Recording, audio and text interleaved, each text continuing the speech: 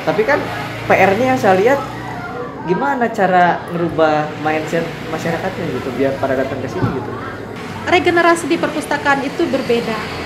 Tapi yang 20 tahun yang lalu datang ke sini, sekarang itu anak-anak mereka yang datang ke sini. Gitu ya, Bu? Ya, saya melihatnya dari sana.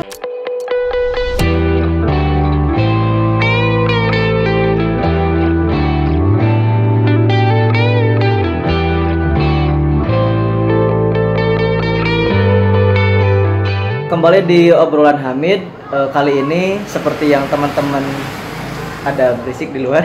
Seperti yang teman-teman lihat, saya sudah berada di perpustakaan dan bagi teman-teman yang di Kecamatan Kabandungan khususnya pasti sudah familiar nih sama perpustakaan ini.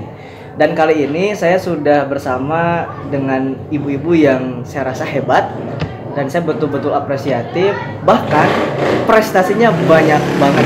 Ibu lihat perpustakaan taman ada berisik ya. Perpustakaan Taman Pamekar Kabandungan. Betul. Ya. Iya. Saya Lia Yulianti, Iya, Bu. Ketua Perpustakaan Taman Pamekar. Oke. Bu, gimana kabarnya, Bu? Alhamdulillah hari ini luar biasa. Luar biasa, Kedatangan ya? tamu yang istimewa, ada Kang Abdullah Hamid. Iya. Sebelumnya saya makasih banget nih Bu udah nyempetin di channel saya ya. Iya, sama-sama. Iya. Biar perpustakaannya lebih banyak yang mengenal lagi. Amin, mudah-mudahan. Oke, gini Bu. Kita udah ngobrol panjang ya dan teman-teman seperti yang tadi saya mention di awal, ini perpustakaan Taman Pamekar Kecamatan Kabandungan. Nah, saya pengen tahu Bu, cerita awalnya gimana sebenarnya muncul perpustakaan ini Bu? Perpustakaan ini berdiri atas idenya ya, Iya. yang lebih Ada itu ya di luar. pencetus ide adanya perpustakaan ini Kepala Desa Kabandungan yang menjabat di tahun 2000. Ini memang Sampai agak bising di luar. Pencetus inisiator dari adanya perpustakaan Taman Pamekar ini adalah Kepala Desa Kabandungan. Beliau Bapak Ujang Suherman menginisiasi karena melihat minat baca masyarakatnya yang masih rendah, terus juga akses masyarakat ke perpustakaan daerah itu kan sangat jauh ya, kurang lebih hampir 50 kilo kalau Betul. mau ke perpustakaan kabupaten kan. Nah, dari sana lahirlah perpustakaan Taman Pamekar yang dibantu dari program CSR-nya dulu Yunokal Geothermal iya, betul. Indonesia. Masih zaman-zaman Yunokal ya? Iya, tahun 2002. 2002. Jadi tahun ini 2022, tepatnya saya 20 tahun nih membersamai perpustakaan atau perpustakaan membersamai hidup saya. Bareng-bareng lah ya. Bareng-bareng. Dari saya yang sendiri nikah, punya anak. Sekarang anak pertama saya kelas 3 SMK. Ya, itu 20 tahun cukup panjang. Berarti waktu itu Pak Kades mungkin ya, Iya. 2002 Iya, ngelihat kondisi masyarakat dan akhirnya dicetuskan ide untuk buat perpus ini. betul. Tapi kan PR-nya yang saya lihat gimana cara ngerubah mindset masyarakatnya gitu biar pada datang ke sini gitu. Sebenarnya nggak sulit ya. Ketika perpustakaan pertama kali buka, itu sehari sampai, karena saya sekarang pun masih ada ya bukti fisiknya, itu sehari sampai kurang lebih 200 pengunjung. Sehari? Ini sampai kita nggak bisa gerak, Iya. bukunya masih sedikit waktu awal-awal ya. Terus memang secara bertahap menyesuaikan. Jadi kalau sekarang kan rata-rata 30 ya, apalagi masa pandemi sempat kita tutup berapa bulan di tahun 2021 karena memang saya juga terpapar COVID-19, jadi ya kita vakum 3 bulan. Iya. Di tahun 2021. Oke. Nah, waktu itu berarti katakanlah pihak desa mendorong masyarakat untuk ke perpus atau gimana secara teknisnya gitu? Ternyata, minat baca masyarakat itu ada. Keinginan untuk membaca itu ada, cuman memang bukunya yang mereka sulit untuk dapatkan. Ketika perpustakaan ini dibuka, hadir di tengah masyarakat, kita waktu di awal-awal nggak harus melakukan sosialisasi, masyarakat datang dengan sendirinya. Tapi seiring berjalannya waktu, ya kita melakukan bersinergi dengan sekolah gitu kan, supaya gurunya memberikan tugas bahan referensinya dari perpustakaan. Karena memang kan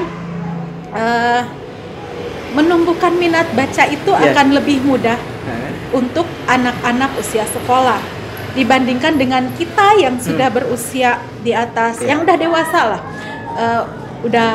udah berbenturan dengan segala macam segi kebutuhan ya. Istilahnya dapur kudu ngebul, ngapain boro-boro waktu buat baca kan gitu. Dan memang lebih utamanya kan kita menumbuhkan minat baca. Kalau dari yang hari pertama 200 orang itu segmennya apa tuh? Waktu itu ibu-ibu gitu atau gimana gitu? Mulai dari anak SD, ada SMP, karena waktu itu belum ada SMA ya, di sini ya belum ada. Oh iya betul. Belum ada. Tahun 2002 belum ada SMA di betul. Kabandungan. Anak SMP Negeri Kabandungan yang membludak masuk ke sini gitu kan, sama masyarakat sekitar emang tertarik banyak, ibu rumah tangganya, bapak-bapaknya. Kita ada dokumentasi. Jadi memang gini, di perpustakaan pengunjung nggak bisa sembarangan mengambil foto, tapi setiap pengunjung yang datang ke perpustakaan ada momen-momennya kita ambil gambarnya tanpa kita harus minta izin sama yang datang. Berarti memang waktu itu yang 200 itu berarti cukup variatif ya? Variatif, karena waktu itu kita buka dari jam 8 sampai jam 4 sore. Jam 8 pagi sampai jam 4 sore? Iya. Nah, kalau misalnya kita kilas balik Bu ke belakang, nggak mungkin dong waktu awal mula langsung besar dan fasilitasnya cukup seperti ini gitu. Kalau dulu gimana kondisi awal-awal gitu? Kondisi awalnya kalau bangunannya udah cuman berbeda bentuk atapnya ya, karena ini udah direnovasi tahun 2019. Awal bangunannya tetap yang sama, cuman memang jumlah koleksinya kita saat itu masih di kisaran 1000. Terus juga jumlah rak bukunya masih minim kan, belum ada listrik, belum pasang listrik, belum ada pump, apalagi internet kan baru masuk ke sini sekian tahun berapa gitu kan. Dan perpustakaan itu mulai pasang internet di tahun 2016. Nggak ada komputer gitu kan. Kalau sekarang kita ada 5 unit komputer yang bisa digunakan oleh masyarakat. Berarti memang progresnya bagus lah ya dari dulu gitu. Perjalanan panjang sih tentunya ya. Kalau perjalanan awal-awal ada cerita yang menarik ya Bu? Waktu awal-awal misalnya gimana gitu? Ketika saya diminta gitu. Gimana? Sebenarnya saya ini kan awalnya diminta ya sama Pak Kades, sama Pak Ujang Suherman. Diminta apa ditunjuk? Diminta. Kalau ditunjuk ini gitu kan. Jadi mau nggak? Kan gitu. Kalau ditunjuk tuh mau kerjain perpus kan gitu. Mau nggak ngelola perpustakaan saya blank loh, saya nggak tahu bagaimana mengelola perpustakaan gitu kan. Udah belajar ke Kalapanunggal. Dulu di Kalapanunggal itu ada perpustakaan Mitra Binangkit. Lokasi awalnya di Kalapanunggal. Saya baru tahu. Awalnya di Kalapanunggal. Saya belajar ke sana kalau nggak salah dulu pengelolanya orang Jampang. Cuman saya lupa namanya. Lokasinya di mana? Lokasinya itu di dekat KUA. Kantor KUA yang sekarang jadi TK apa RA ya, saya pokoknya sebelah masjid, samping masjid itu bangunannya. TK, iya dulu di situ perpustakaannya. Setahu saya namanya perpustakaan Mitra Binangkit. Terus belajarlah ke sana. Rumit ya saya pikir gitu kan, tapi ya udah lah gitu kan. Ya sempat saya mau mundur. Sempat, karena kan apa aja dari segi finansial honornya minimnya banget gitu kan. Sedangkan saya waktu itu kan dulu saya dulu kan kerja di Jakarta udah dengan gaji yang sekian gitu kan. Sempat mau ditinggalkan, tapi dipikir lagi kalau ditinggalkan ini gimana, ini perpustakaan nanti siapa yang ngelola, buku-bukunya gimana gitu kan. Terus nanti kalau yang datang ke sini perpusnya tutup, kasihan gitu kan. Udah lagi gairah-gairahnya lagi tumbuh gitu kan, terus kita tinggalkan. Mau gimana? Gitu kan, sayang. Bertahanlah sampai hari ini. Oh, berarti sempat mau mundur ya? Sempat. Beberapa kali terpikirkan untuk meninggalkan gitu kan. Karena memang dari segi finansialnya nggak menjanjikan. Tapi ya alhamdulillah bisa istiqomah. Karena kan kalau yang saya lihat ya, kayak perpus ini memang udah identik sama ibu gitu maksudnya. Perpustakaan Tambang Mekar, Bu Lia gitu kayak udah identik, itu memang nggak bisa dipisahin kayaknya Bu. Bisa jadi mungkin kalau penilaian orang seperti itu ya. Tapi ya memang sih kebanyakan orang juga mungkin nge-save nomor kontak saya itu Lia Perpus gitu kan. Pasti kebanyakan memang seperti itu. Tapi ya biarkan masyarakat berasumsi apa. Tapi saya bukan pemilik perpustakaan. Perpustakaan ini milik masyarakat. Siapapun kan bisa datang ke sini, memanfaatkan semua layanan yang ada di sini gitu kan. Tapi ada rasa memiliki, sehingga gimana caranya nih perpustakaan bisa tetap berjalan, bisa tetap buka, bisa tetap melayani masyarakat dengan beragam macam layanannya ya tentu. Berarti kalau sekarang layanannya apa aja nih di sini? Kalau layanan standar perpustakaan seperti keanggotaan, pinjam, pengembalian, kayak gitu-gitu, tentunya berjalan. Ya. Ada gitu, itu kan layanan standarnya. Tapi kita juga punya layanan unggulan. Ada layanan unggulannya, kita punya Si Pajar. Apa tuh? Di sini dapat belajar. Oh, Si Pajar ya, di sini dapat belajar. Itu apa tuh isinya Bu? Kalau di masa pandemi sekarang ini, kemarin ya, waktu masa pembelajaran daring, jadi perpustakaan dimanfaatkan oleh anak-anak sekolah belajar secara daring di sini.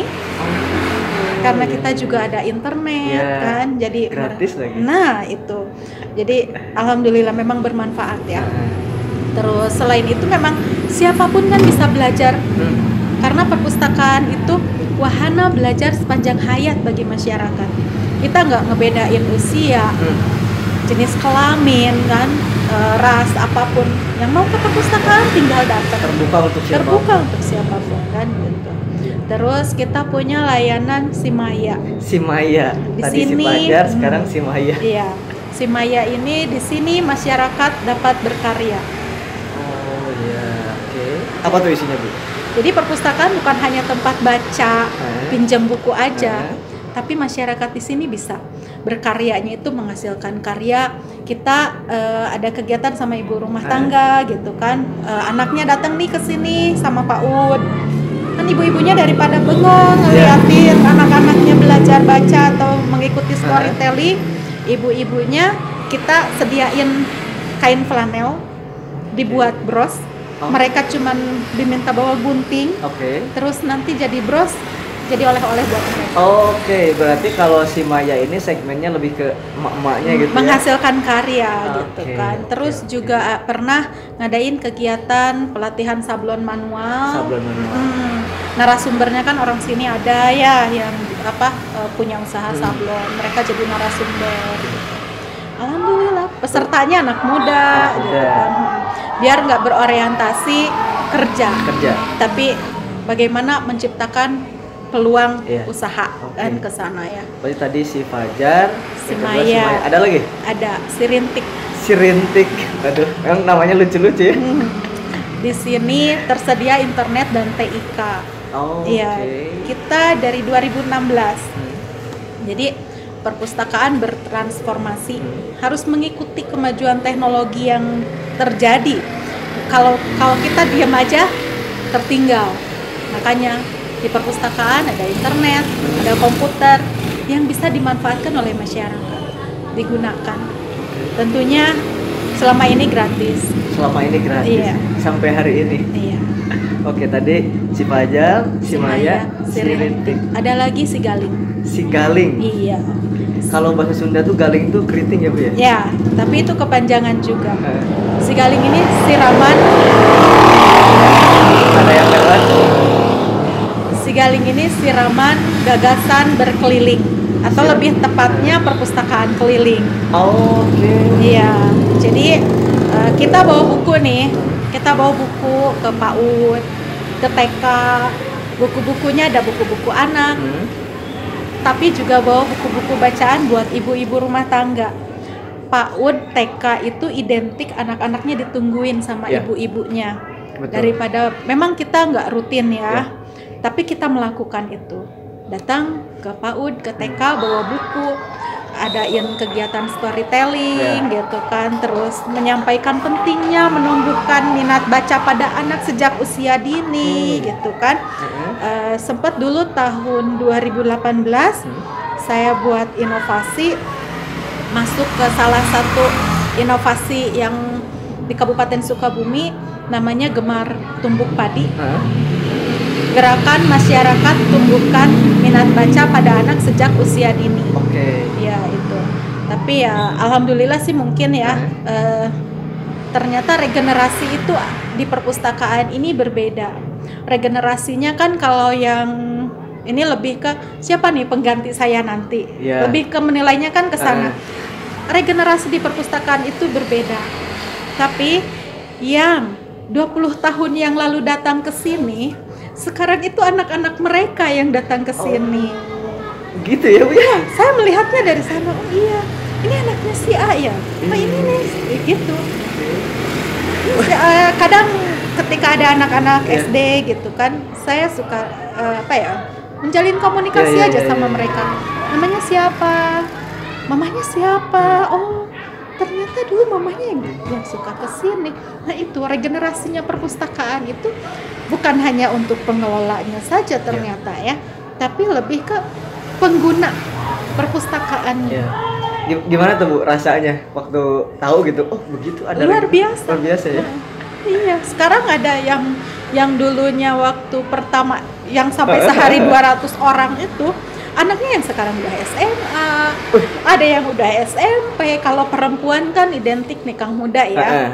Jadi, apalagi kalau di kita ya. Iya, gitu kan. Ada yang udah SMP kelas 1, ada yang masih SD juga sih gitu kan. Tapi udah SMP nih anaknya. Gitu. Iya. Terus juga yang bikin ininya ya, saya masih ingat. Mungkin ini lebih ke dampak masyarakat penerima dampak kehadiran perpustakaan. Saya sampai terharu juga gitu. Saya nggak nyangka gitu kan, awalnya nggak nyangka.